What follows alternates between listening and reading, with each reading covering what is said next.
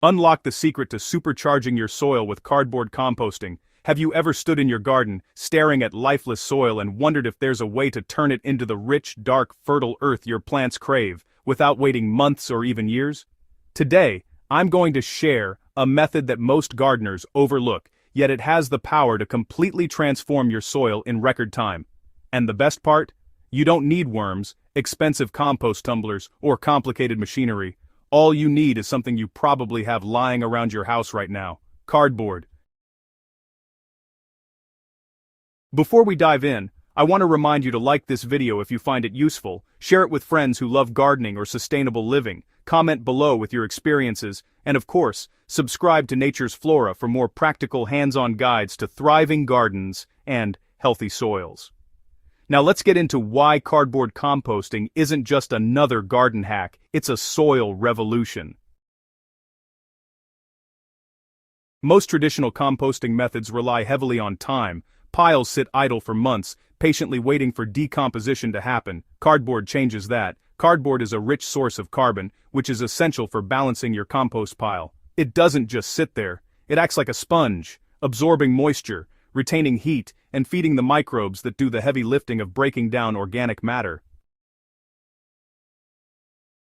When combined with fermentation, cardboard doesn't just decompose, it accelerates the process. The cardboard interacts with moisture, air, and microbial life in a way that creates a natural engine of decomposition. The heat generated by this microbial activity speeds up the breakdown of kitchen scraps, garden clippings, and yard waste, turning them into nutrient-packed compost in just weeks rather than months. It's important to use clean, uncoated, and unbleached cardboard. Think shipping boxes or egg cartons, not glossy or laminated packaging.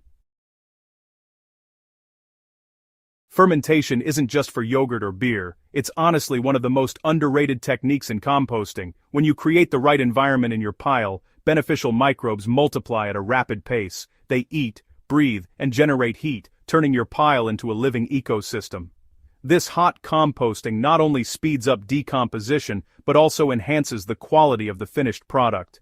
Nutrients become more bioavailable, meaning your plants can access them immediately. The result is compost that isn't just dark and crumbly, but rich with minerals that feed your garden at the root level.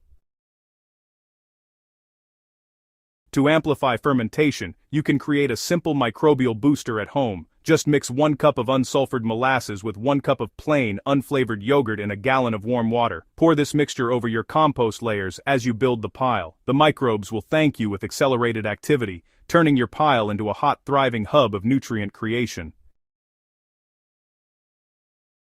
You don't need a fancy bin or high-tech container. A corner of your backyard works perfectly. Start with a thick layer of shredded or torn cardboard soaked in water until it feels like a wrung-out sponge. This initial layer holds moisture and provides a foundation for microbial growth. Next, layer your greens, kitchen scraps, grass clippings, coffee grounds, or garden trimmings, followed by another layer of browns like dry leaves, straw, or more cardboard. Keep alternating layers, and always finish with a brown layer on top. Moisture is key. The ideal compost feels like a damp sponge. Too wet, and your pile can become slimy and smelly. Too dry, and decomposition slows to a crawl. Every few days, give the pile a splash of water if needed, and turn it with a shovel or pitchfork. This circulation supplies oxygen, keeps microbes active, and distributes heat evenly throughout the pile. A healthy hot compost pile should reach temperatures between 130 and 150 degrees Fahrenheit within days. If it lags behind, adjust your layers. More greens if decomposition is slow, more browns if the pile is soggy. Pay attention to texture and smell. Proper compost smells earthy, not sour, and the materials gradually disappear, leaving behind a crumbly, dark, nutrient-rich soil. Any remaining cardboard or large chunks can be sifted out and returned to a new pile to continue decomposing.